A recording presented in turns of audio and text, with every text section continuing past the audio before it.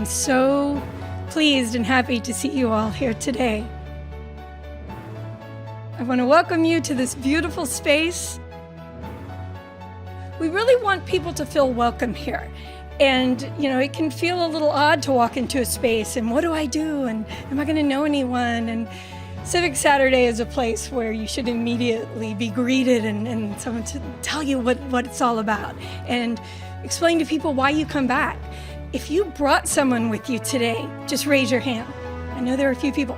Thank you, thank you, thank you. That is the best way for people to find out about something because it's not always easy to get information to everyone, and so sometimes the same people find out about it. So tell someone that doesn't know about Civic Saturday, bring them with you. We'd love to add more chairs and more chairs. Now I would like to invite my friend and colleague, Kayla DeMonte, to the stage, and we'll begin the program.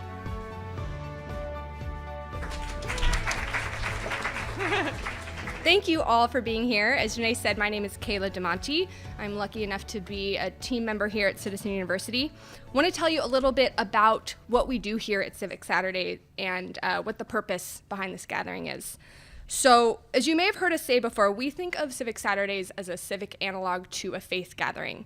And the reason that we use that framework is because we're not just gathering here to learn about civics. We're here really to create new civic rituals together, to create a civic community that we can learn from, lean into, lean on.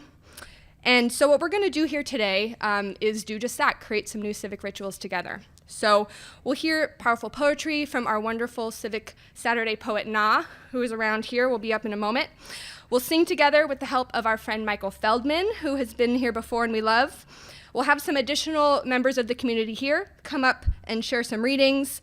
Eric Liu will deliver a civic sermon, and we'll also have some time to connect and reflect with each other in our civic circles. And why is it that we are doing this in this way? We believe that this moment calls for fellowship, calls for connecting around our common civic purpose. We're gathering in this way to challenge each other, to reflect with each other, and by being here, we are choosing not to succumb to the moral cynicism that has taken a hold of civic life. And we're declaring that there can be another way. And so we are building that here together. And we thank you so much for being here and building that with us. Yes. So before we dive into the program, we are so lucky to be here at this beautiful space at El Centro de la Raza. Let's give them a wonderful round of applause for hosting us. And I would like to invite up Estela Ortega, who's the executive director here, to tell us a little bit more about the space.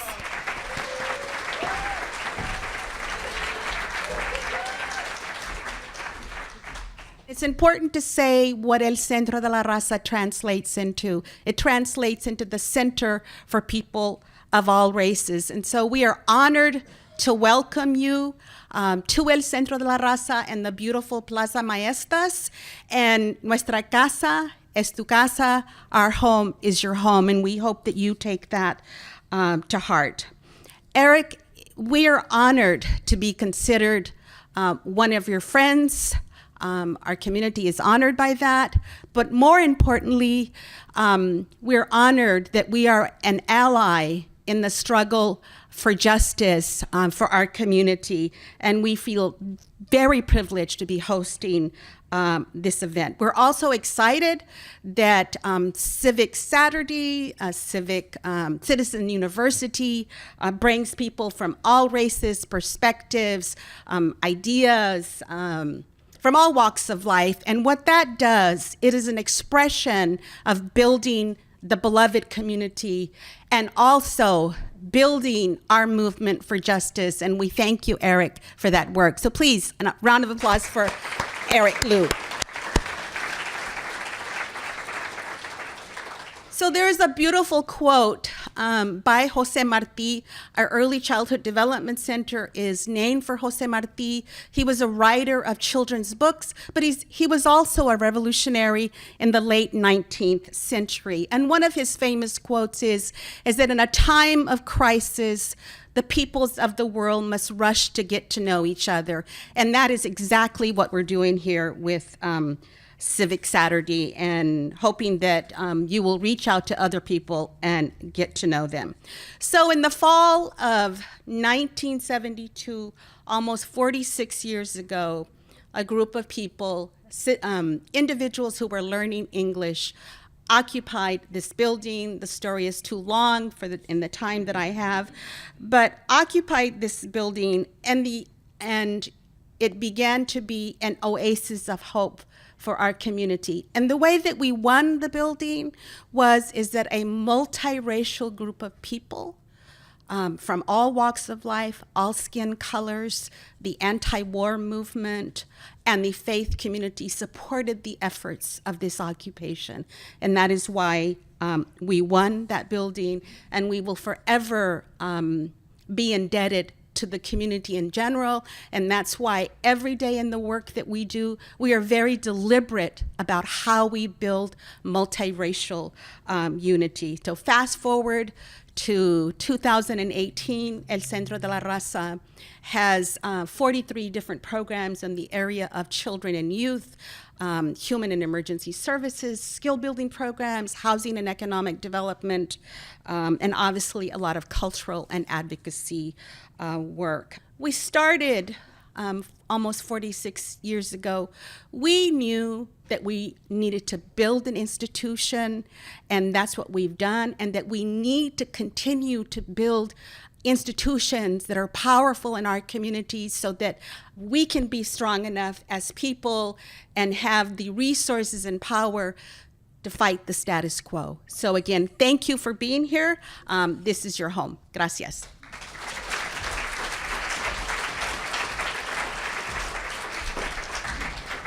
Thank you so much, Estela. I love that the mission here at El Centro is so aligned with what we're doing here at Civic Saturday. We're so happy to be here, so thank you for that. And with that, I would love to invite our poet, Na, up to the stage.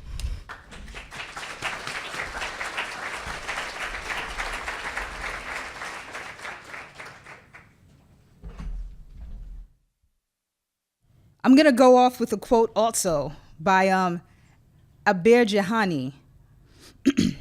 It can be different to speak truth to power. Circumstances, however, made doing so increasingly necessary. Civic, relating to the duties or activities of people in relation to their town, is when we admit there is an imbalance between who gets proper food, water, healthcare, and shelter here. When we acknowledge each other more than we acknowledge everything else. When indecency and disrespect happens to one, it happens to all who are in the midst. Who wants to be in the midst of empty words with no actions? Who wants to be documented as a county with no community? We consuming the I in individuality. While the prefix uni means one, we cannot undermine the need for unity. Let this be a unanimous vote. That love doesn't have to be an attraction, but it can be intense. An intense feeling to want, demand, and make sure that you, me, we get exactly what we need. Thank you.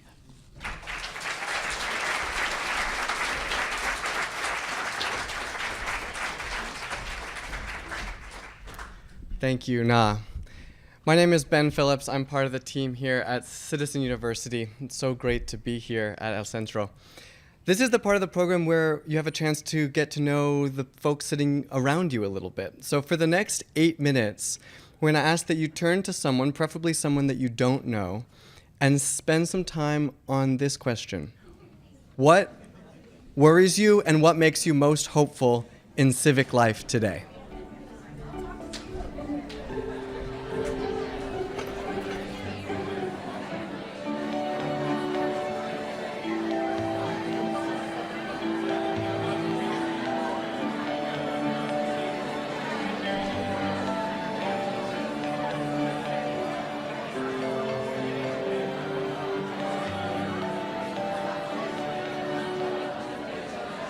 There'll be more time to continue talking later on. I'd like to welcome our friend Michael Feldman, who's going to lead us in song. If you are able to, would you all please rise as we sing our first song? 5, 6, 7, 8. This land is your land. This land is my land. From California to the New York Island. From the Redwood Forest to the Gulf Stream waters. This land was made for you and me.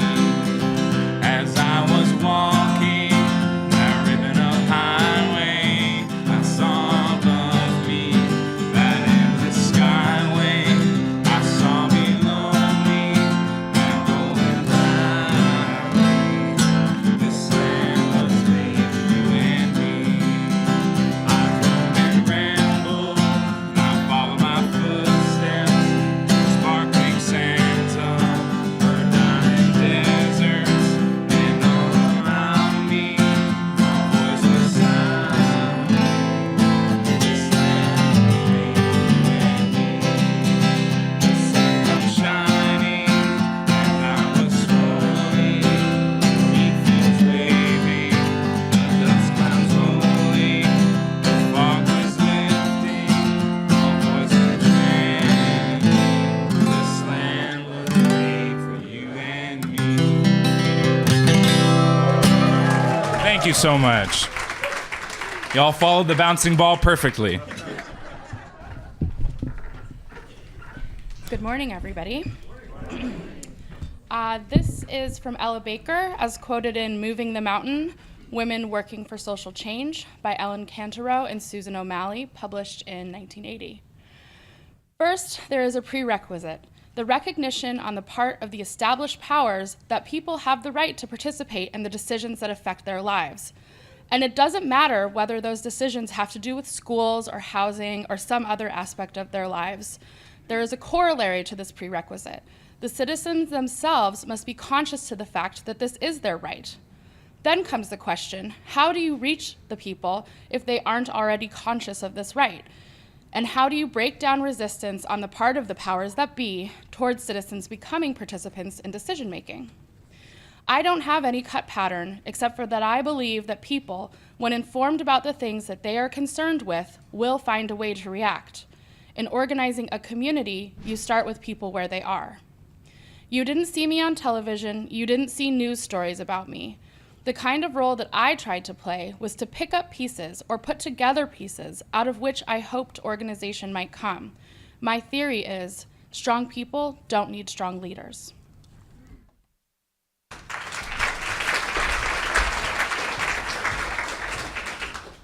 Good morning. This is from Let Us Now Praise Famous Men by James Agee, published in 1941. Human beings, with the assistance of mules, work this land that they might live.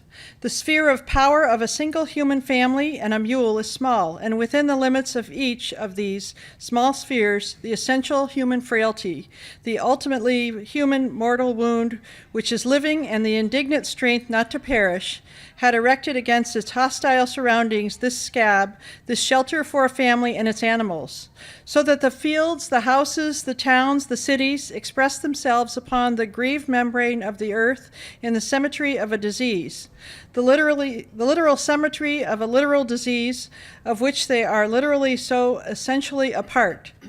The prime, generic, inescapable stage of this disease is being, a special complication of life. A malignant variation of this complication is consciousness.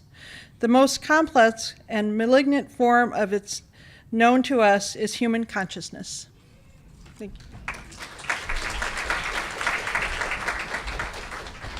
This is from someone named Pete Peterson, Rich Taffel, and others. And it's published in 2018, and it's titled A Way Forward, a Conservatism of Connection. And he says, authentic conservatism is essentially about three connections. Number one, connection to the past. We reframe from our heritage what is valuable and worth cherishing. Number two, connection to our future.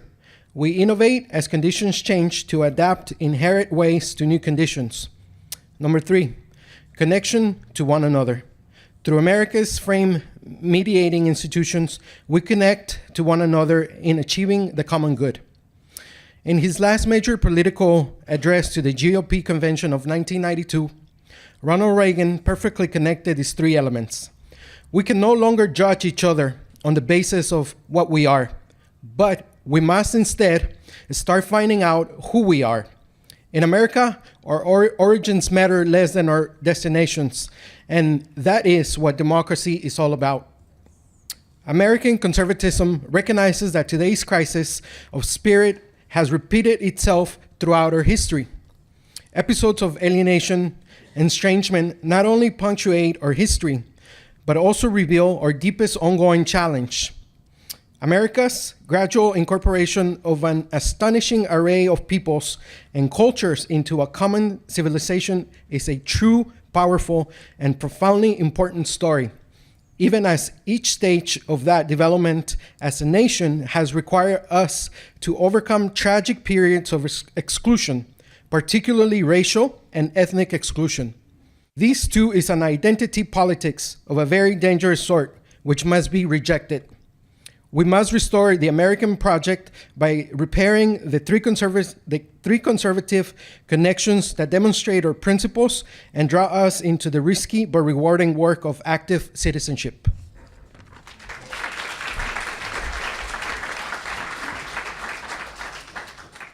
Good morning. So this is the Equal Rights Amendment to the United States Constitution, passed by the U.S. Senate and submitted to the states. March 22nd, 1972. Section 1. Equality of rights under the law shall not be denied or abridged by the United States or by any state on the account of sex. Section 2. The Congress shall have the power to enforce by appropriate legislation the provisions of this article. Section 3. This amendment shall take effect 2 years after the date of ratification. Thank you.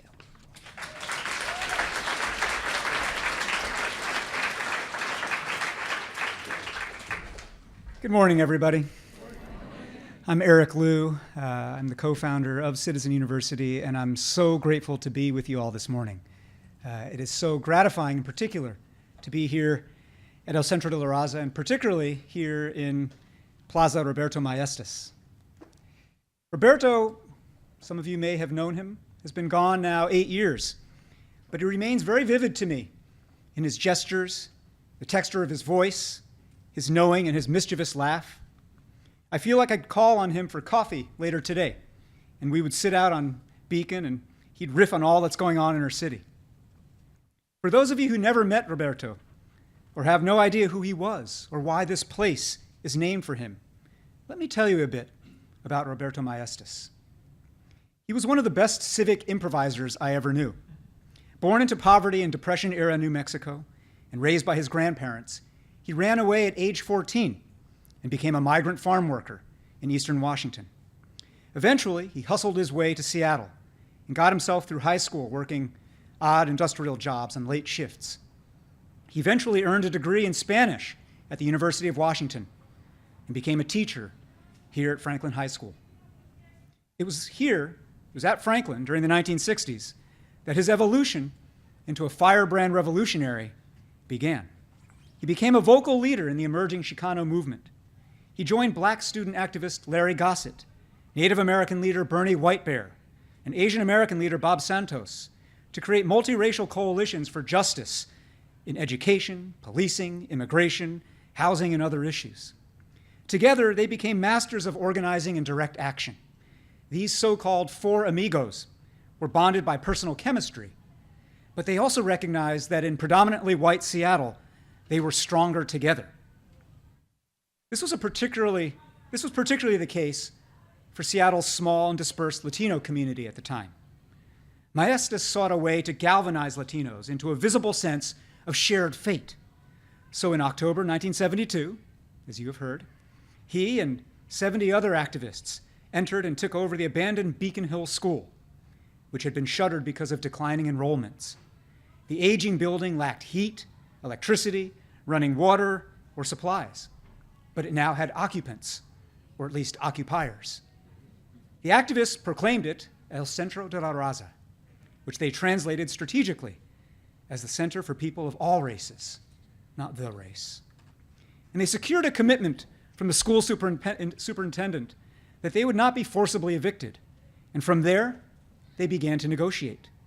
As the talks got underway, the activists organized educational and artistic projects in this building, from English lessons and mural making to other forms of organizing, just to show what El Centro could be. They also organized rallies at the city council and in the streets. And along the way, Maestas and a young fellow occupier named Estela Ortega were married in the unheated school gymnasium. 3 months later, the district agreed to lease this property to the activists for $1 a year. From that point on, El Centro became a civic hub and a political force, combining the spirit of the urban crusader Jane Addams and the revolutionary Cuban poet Jose Marti.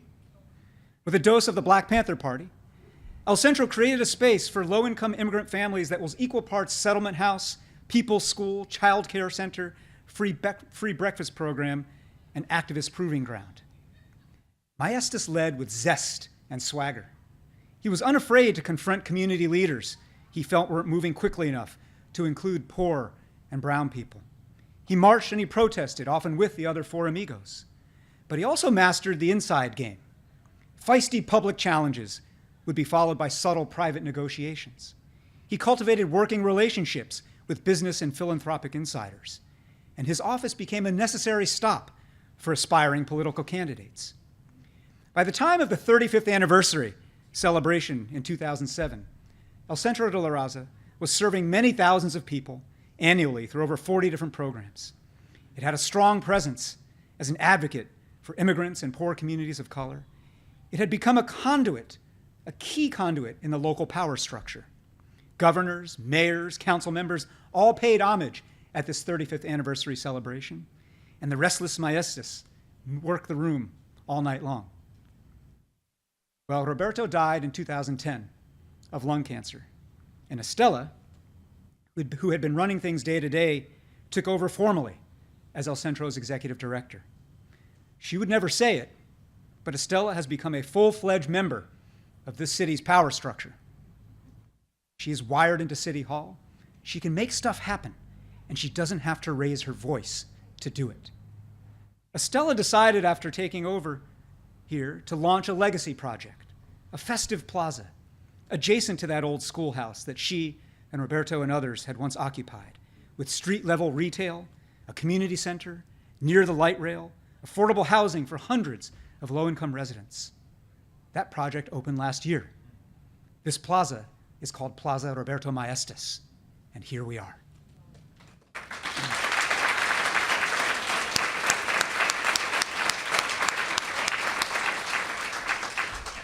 Now, why did I spend so much time telling you about this place and this person and these people?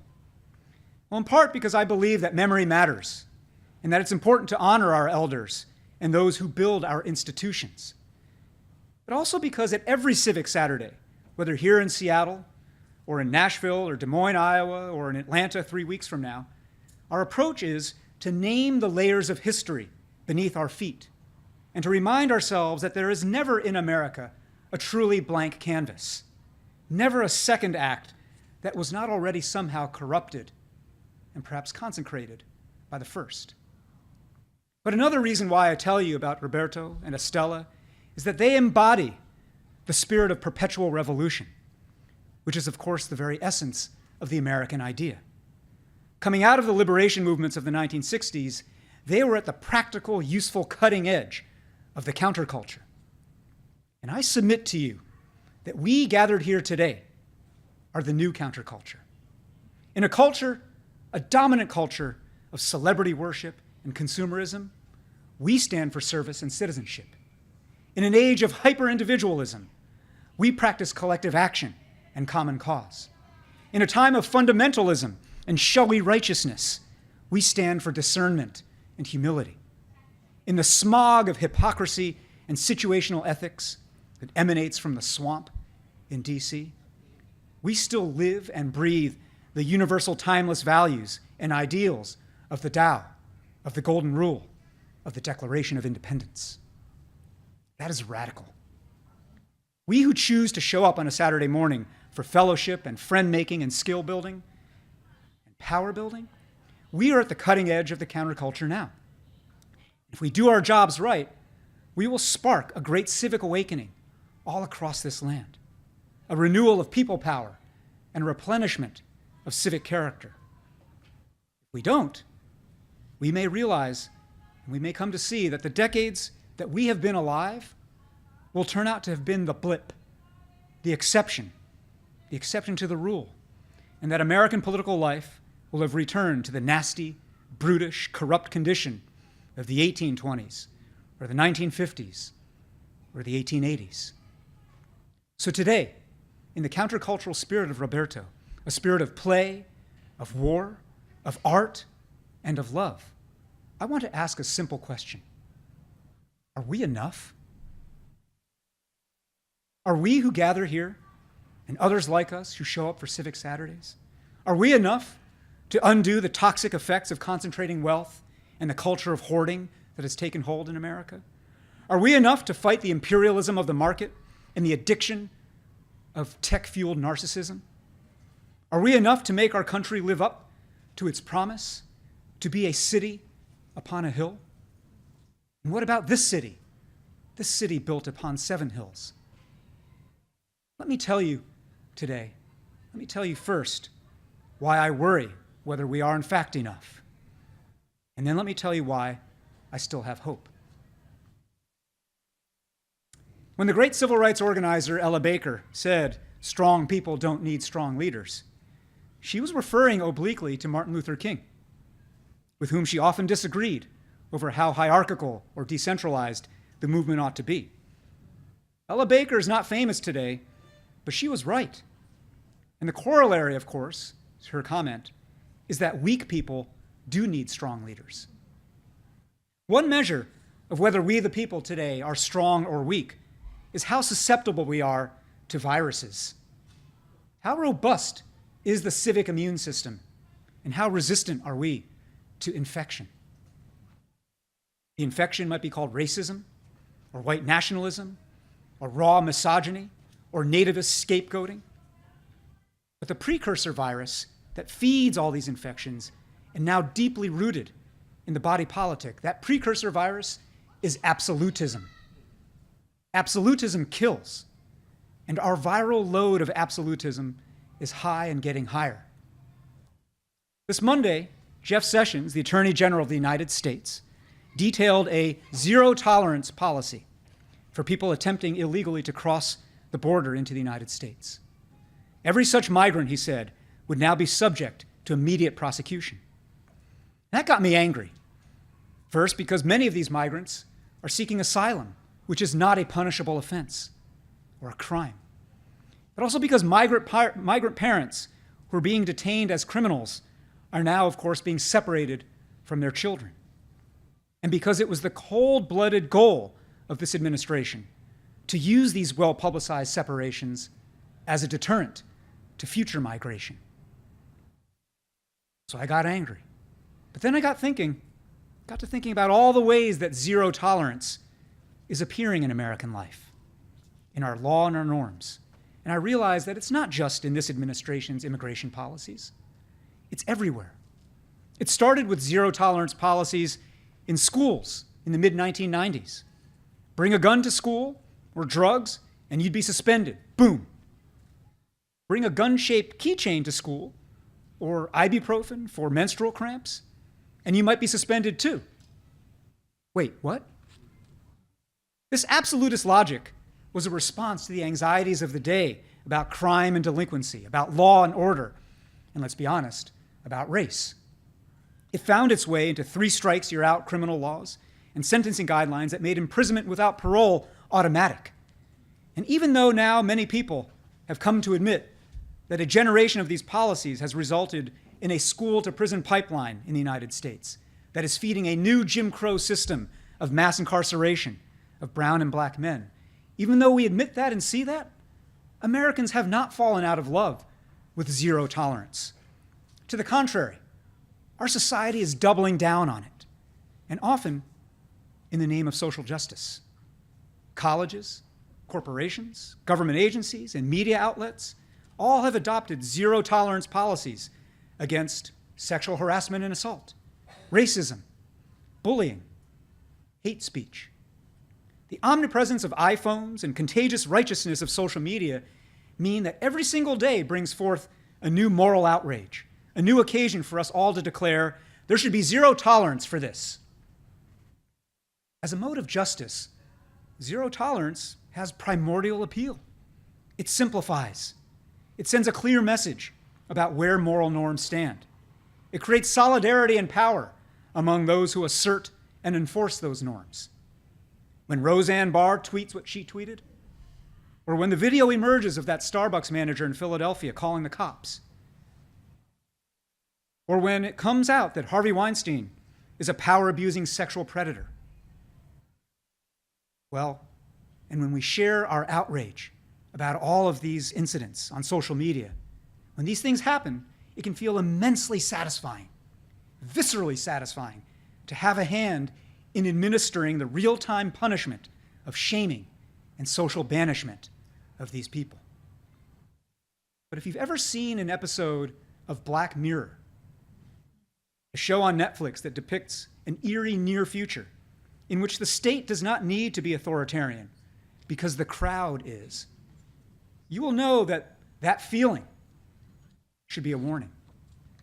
The absolutism of our political culture today flattens the moral landscape. It smashes proportion and perspective and priority. Al Franken was not Donald Trump. Samantha Bee, who called Ivanka Trump the C word, is not Roseanne. Although MSNBC's Joy Reid, who it turns out has been peddling 9/11 truther conspiracies and cheered Iran's proposal to kick Jews out of Israel, she appears to be far more problematic than many liberals want to admit. But meanwhile, on the day that the internet went crazy about Roseanne, a report was published that over 4,600 American citizens died in Puerto Rico because of Hurricane Maria and this administration's half-hearted response to the storm. Who noticed? Who spoke? Who shared outrage? This unwillingness to make distinctions becomes over time an inability to make distinctions, which then clears the field for moral relativism, and indeed for malevolent moral relativism. Enter Donald Trump.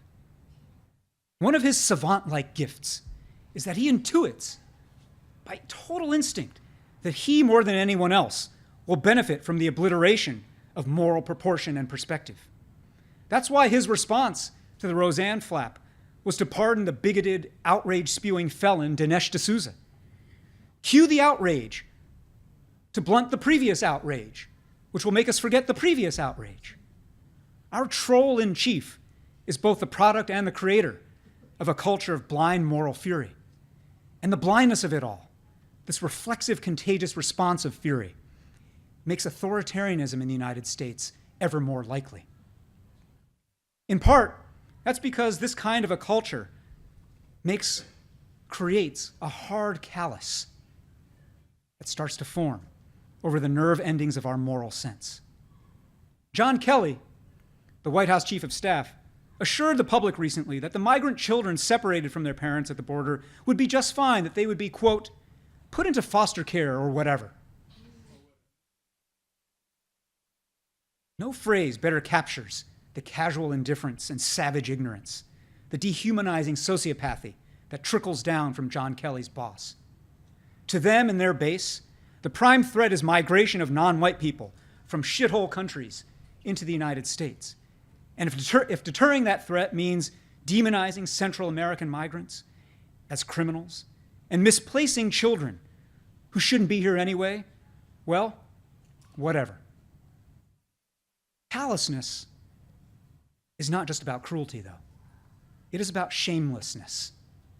Shame is a necessary part of a moral repertoire. And the absence of shame is sociopathy. But when when our media entertainment mob of instant weaponized judgment is dominated by shame and attempts to shame, then eventually some part of the people will stop responding to shame altogether.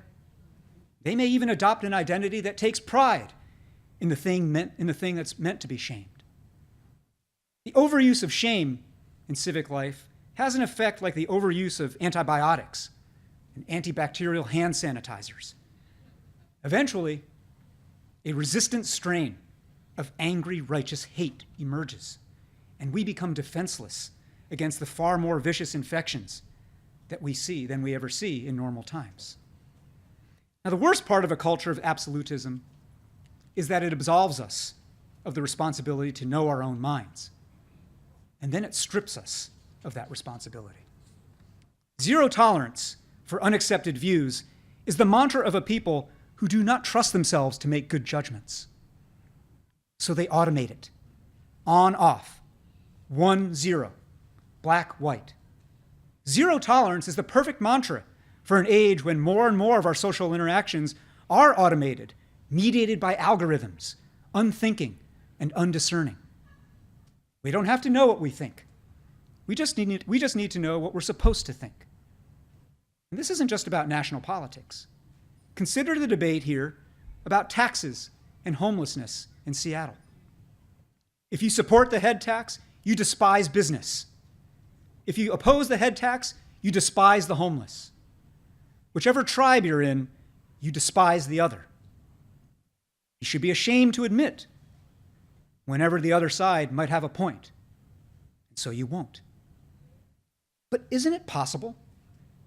Isn't it just possible, both, that Amazon and other big employers should be contributing more in taxes to address the consequences of unchecked growth, and that our city government should be far more effective at spending public money?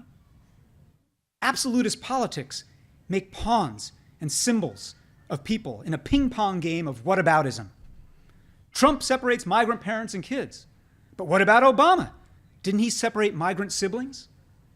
Back and forth, on and on, while children remain lost or abandoned or trafficked into hell.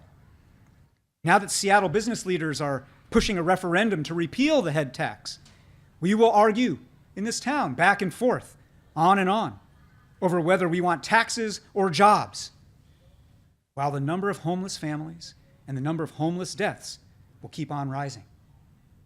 I ask again, are we enough? You can see why I worry. I go around the country in my work telling a story that says as dysfunctional as DC has become, at least at the local level, people are resisting tribalism and they're resisting the Manichaean moral absolutism of national politics. That at the local level, there is no time for the kabuki theater posturing and the virtue signaling of national politics. Because at the local level, you either are or are not going to get the problem fixed. And that, in fact, it will be problem solvers from towns all across America who will save America. Well, I confess to you that I tell that story these days with slightly less conviction. Adam Smith, the philosopher, wrote about the, quote, moral sentiments that hold a society together. Alexis de Tocqueville described the, quote, habits of the heart that held a young America together. But here's the thing. Self-righteousness is as much a moral sentiment as duty and benevolence. Dehumanizing rage can be as much a habit of the heart as compassion. Habits are nothing more than what we keep on doing and what we keep on indulging. And we here in Seattle, because we have now become the most unequal city in the United States, surpassing San Francisco recently, we have developed the bad habits and the unhealthy moral sentiments that mark an ailing society. Our civic immune system here is faltering. When you see the chanting and the counter-chanting at neighborhood meetings in the North End, or you see iron workers shouting down Shama Sawant, whose followers are often doing the shouting, you realize that we in this town have gotten infected. But let me tell you why, in spite of all of this, I still have hope. I still have hope because last month, our team at Citizen University went to New Orleans to lead our first ever Citizen Fest, a festive learning summit on civic power and civic character. We learned with and from so many unsung big citizens from the African American community there, who've been taking down Confederate monuments, forming story circles to help people deal with the everyday traumas of life in the Big Easy, creating mutual aid networks to lift each other out of poverty, using step dance and chair fitness to boost health and civic health.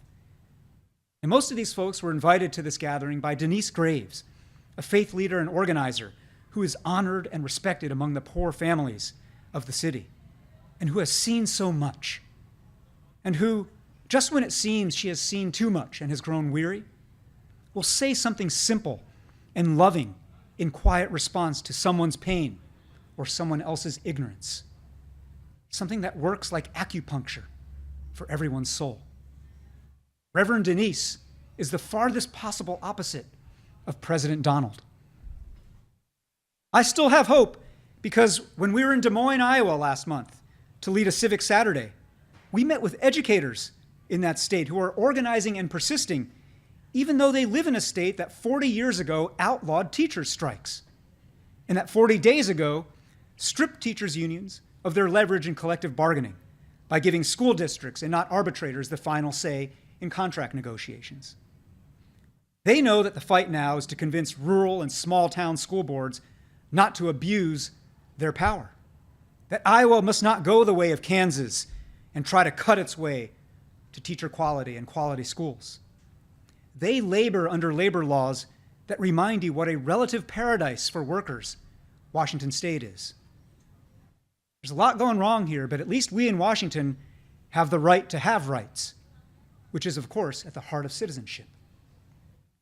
I still have hope because this week, just Thursday, I went down to Oakland, and in a single afternoon, I got together first with Wendy McNaughton, an illustrator, journalist, and citizen artist, and we discovered that both of us had recently read Let Us Praise Famous Men. And we asked ourselves, what if we started collaborating the way that Walker Evans and James Agee did to create that pioneering, uncategorizable book of text and image about the sharecropping South during the Great Depression? And now Wendy is hitting the road, traveling the country to go harvest stories of people changing civic life. Then after Wendy, I met with Ann O'Leary, who was a top policy aide to Hillary Clinton throughout the campaign. And in the wake of that upheaval is someone who has replanted herself in Oakland and refastened herself to civic purpose and found new ways to be of service. And later then I met with Mia Birdsong, a teacher, an activist, an urban farmer who keeps 3 hives of bees in her yard and shares honey with her neighbors on her block which has changed in just 8 short years from 60% black to 10% black. But where this block remains a place where her black children feel free still to run and play outside until supper time, till they're hungry. Mia, who organizes circles of African American women who push each other to work on what they've got to work on. Mia, who is writing a book now about how young people of color are reimagining and reinventing the very notion of family. And then, just yesterday, still in Oakland, I met with Jen Palka, who co-founded Code for America and who convened a summit with 1,000 citizen technologists who are using their digital savvy and skill to help ordinary citizens build power, fight for justice, and make government more responsive to the people. I told Jen and her brigades, with Wendy in mind, that these technologists and coders aren't just offering coding skills, they're offering artist skills. The skills of seeing patterns, improvising solutions out of limited resources, experimenting and adapting perpetually. And of course, these are citizen skills. I have hope because of Wendy and Ann and Mia and Jen. But I have hope also because women like them helped make Illinois this week the 37th state of the Union to ratify the Equal Rights Amendment.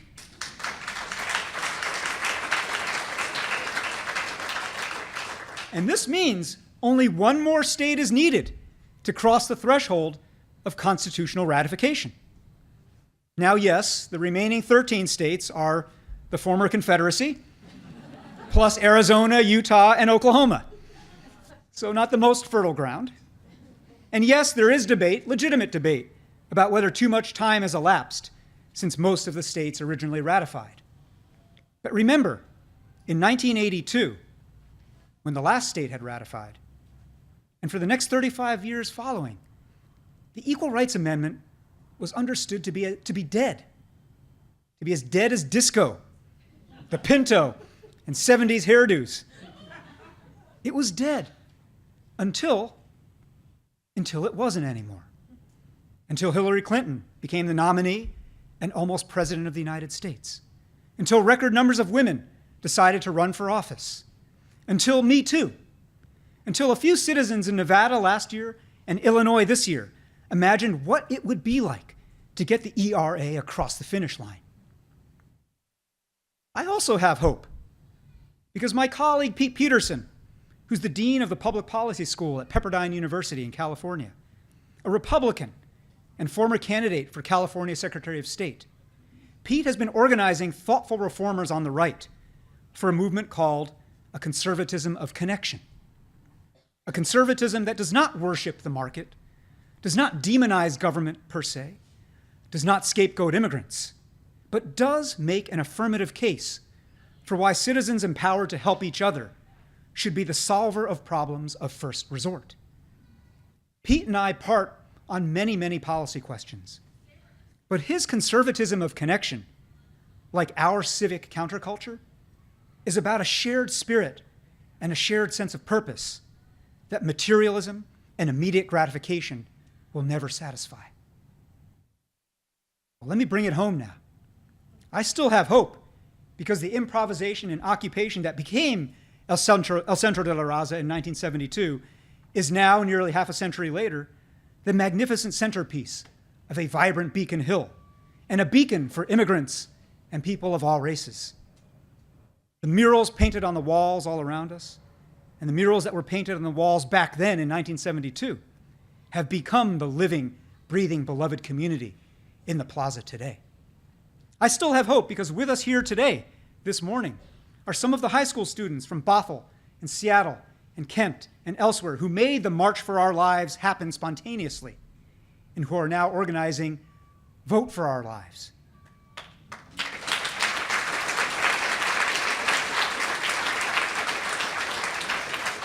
A campaign to get high school students and others to register and to vote across the state. They are living proof of my third law of power, which is that power is infinite. In even the most seemingly stuck and rigged situations, it is entirely possible to generate brand new power out of thin air through the magic act of organizing. It is possible then to reset the equation of power. And I have hope because the other night, I gave a talk at the UW, convened by the American Academy of Arts and Sciences. Now, the Academy was founded in 1780 by John Adams and others during the Revolutionary War. And this was the 2068th stated meeting of the American Academy, which, because I'm kind of a sucker for great lineages, just gave me goosebumps to hear that number. And after my lecture, what gave me hope was that one of the most thoughtful questions came from a man who, it turns out, is running against my friend Jamie Peterson, the state senator from the 43rd District. This fellow, Dan, is a conservative, a label that he emphasized over Republican, because he knows how toxic Republican has become. And he realizes quite clearly just how outnumbered he is in a district that centers around Capitol Hill in Seattle. But he believes that Seattle has gone tax crazy. He thinks that local government is out of control. And unlike others who might think the same thing or mutter the same thing, he is putting himself forward to challenge an incumbent state senator because he believes that's what a citizen ought to do. Now, I want to be clear. All these people from our city and from all around the United States don't make me optimistic. They give me hope. There's a difference. Optimism is appropriate for situations where you have no hand in the outcome. I'm optimistic that the Yankees, and the Mariners too, it looks like, will be in the playoff hunt all season long. But in my optimism, I'm only a spectator. Hope is appropriate for situations where you have something to do with the outcome. I am hopeful that our country and our city will not collapse into the hyper inequities of an extractive third world society. But that's only because I might have something to do with how things turn out. That's only because I can help shape the course of events. Hope implies agency. Hope demands that we not waste our power. Our agency, our authorship of this city and this nation yet to be written, depends on our mutual commitment to pledge our lives, our fortunes, our sacred honor to an ideal that says we're all better off when we're all better off, that treats liberty as a responsibility and not as a way out of responsibility. Our agency and our power are expressed in whether we will live like citizens and not customers, as an active people and not a passive mass. Will we love one another enough? Earlier this year, our team launched a civic seminary through which we're training and shaping 24 leaders in 2018, ranging in age from their early 20s to their late 60s, and coming from towns all across the United States, to lead their own Civic Saturdays gatherings and to build their own community congregations.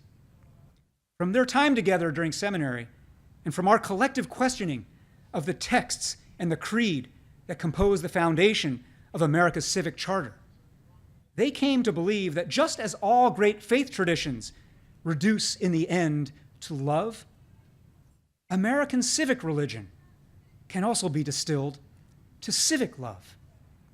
And whenever we, our team, and the members of the seminary are in group texts or Facebook messages, we usually sign off with the hashtag civic love. But to love your neighbor can be very difficult when your neighbor is a selfish jerk who resists change, or a crusading ideologue who's forcing change on everybody else. To love your enemy can be difficult when you are arguing about what one of you thinks is a double standard and the other thinks is a single truth.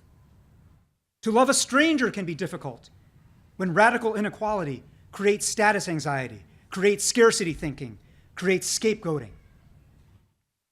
I'm telling you this to remind myself, because I do not automatically love my neighbor or my enemy or my stranger or a stranger as myself. With malice toward none and charity for all is not my default setting. And let's be honest, that's true for most of us. Even Abraham Lincoln said those words only after having made clear to the Confederacy in his second inaugural that he was quite willing to see that, quote, every drop of blood drawn with a lash shall be paid with another drawn with the sword. Lincoln's morality was as much Old Testament as New. Will we then hold ourselves and hold each other to account lovingly when we are lapsing into absolutist binary ways of thinking? That takes commitment. It takes a social compact. And we hope that you have come here today, and if not, that you will perhaps leave here today with someone who can enter into a pact with you, a pact to call each other, a pact to call each other out when you start acting like cable and Twitter provocateurs, even when you actually agree with them. In fact, especially when you agree with those provocateurs. Will we know how to discern among shades of gray, even if doing so makes us seem insufficiently woke or unfashionably out of line with the party or the tribe or the people around us? Will we learn to listen to the people? And will we remember that we are the people? And so we must find our own voice and must know our own minds and our own hearts without cues or scripts supplied by others. Will we remember that democracy is actually no guarantee of freedom or of equality? That only liberal democracy is, and only liberal democracy with the spirit of a republic, which is to say, a spirit that says, I claim this, I must be this, I must lead this, I am the public. Will we be that strong people that Ella Baker spoke of? strong enough to keep our republic? I am hopeful. I believe we are enough. But I also have no illusions. When you drive around our churning city and see so many homes being torn down or built up, when the staircase to the oversized, gross, disgusting mansion isn't finished, and the ugly retaining wall and drainage pipes are still exposed, or when gentrification knocks down the slanted, tipping over bungalow, and the sad beauty of the land below is revealed anew. In such moments of phase shift in our city, we pierce through the illusion generated by finished buildings with finished trim and unexposed pipes, the illusion of stability. We pierce through that illusion. Nothing is stable. Nothing is fixed except as we fix it. And that actually is our opportunity in this time in Seattle and the United States. If Roberto Maestas were here, he would remind us, let's not get too attached to this shiny new place. Let's keep on the lookout for another abandoned school to occupy. And without permission, let's make a compact with each other to teach each other how, when, and why to govern ourselves. Thank you very much.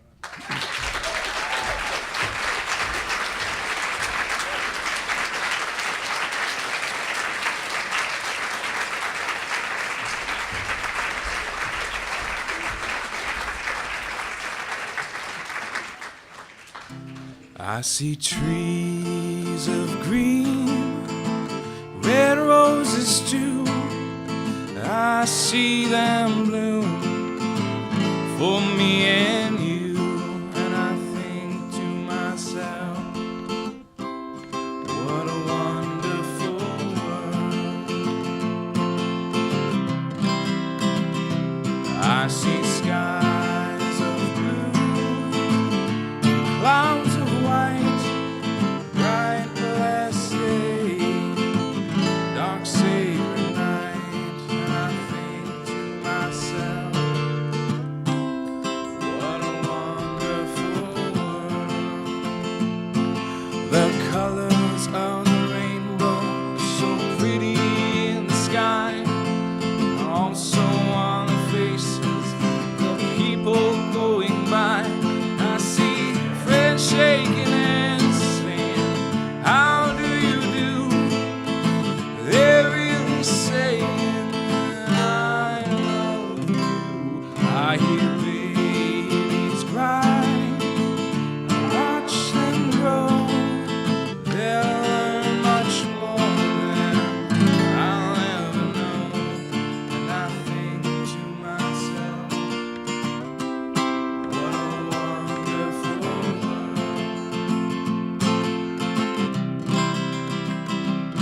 Yes, I think to myself, what a wonderful world. Oh, yeah.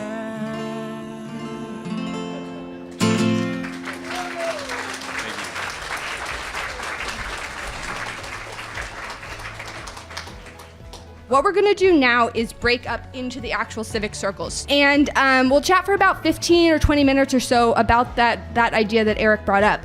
How can we each work to reject the absolutism that is such a part of discourse right now, that things are either good or bad, the binary way of thinking, and how can we hold ourselves accountable for doing so, and each other accountable. So go ahead and break up into groups of about 6 or 7, and then we will come on back to close it up.